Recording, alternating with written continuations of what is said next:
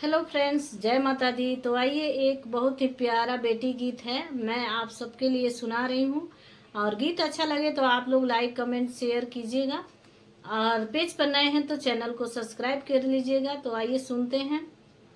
बाबा ना देखूं बाग बगीचा, बाबा ना रे देखूं घनी फूलवार, कहाँ रे दल उतरी, बाबा ना रे देखूं घनी फूलवार, कहाँ रे दल उतरी।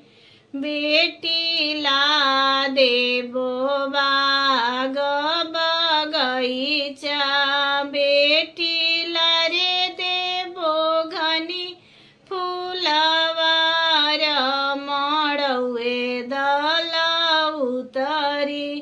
बेटी ला रे देबो घनी फूलवार, मड़ौए दल उतरी।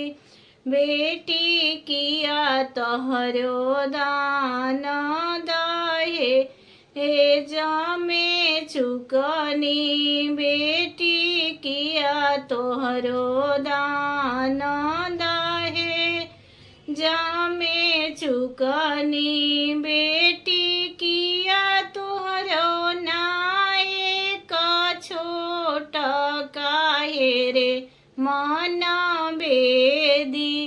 बेटी किया तोहरो नाये का छोट काहे रे मन बेदी। पापा ना हमरो दान दहेज थोरा, पापा ना हमरो नाये का छोट एही रे मन बेदी। पापा हम घोरी रे बरसावरे, एही रे मन बेदी। पापा हम घोरी रे बरसावरे, एही रे मन बेदी। बेटी कहतरी कि पापा हम गोर बानी या बाकी बर सांवर बा, तो यही से मन में टेंशन होता। तो पापा का कहता रन तो गीत के माध्यम से सुनी लोग।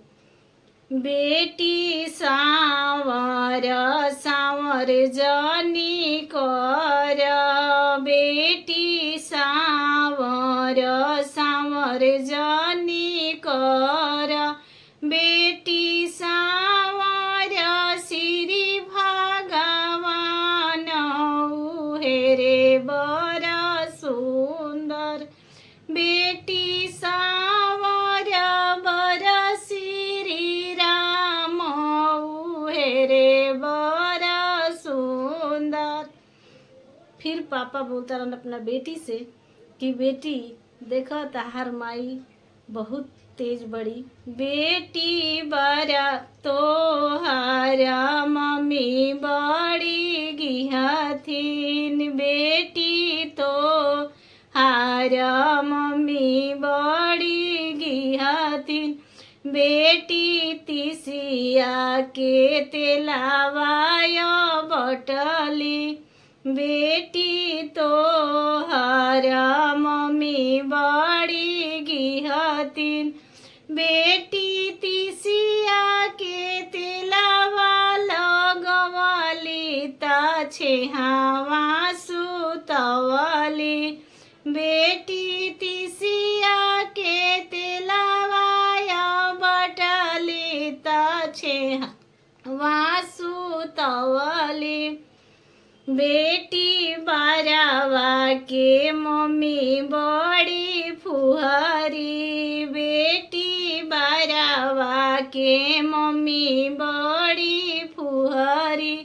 बेटी करुए के तेलावाय बटली ता घमवे सुतवली, बेटी करुए के तेलावाय बटली ता घमवे सुतवली। बेटी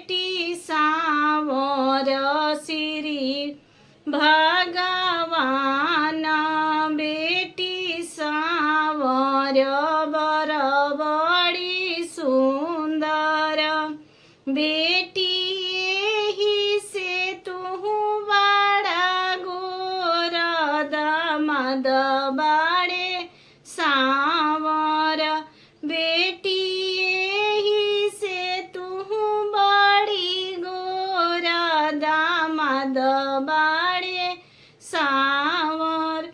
तो देखी लोग कैसे एक बाप अपना बेटी के समझा रहे हैं कि तहार मम्मी तीसी के तेल लगैले बड़ी या छेहा सुतैले बड़ी, ऐसे तहार तू गोर बाड़ू और उनकर मम्मी फूहर बड़ी। तो कैसे बाप अपने बेटी को समझाए, इस तरह से ही दुनिया का रीत है। तो आइए, गीत को फुल वॉच करने के लिए बहुत बहुत धन्यवाद। Thank you so much.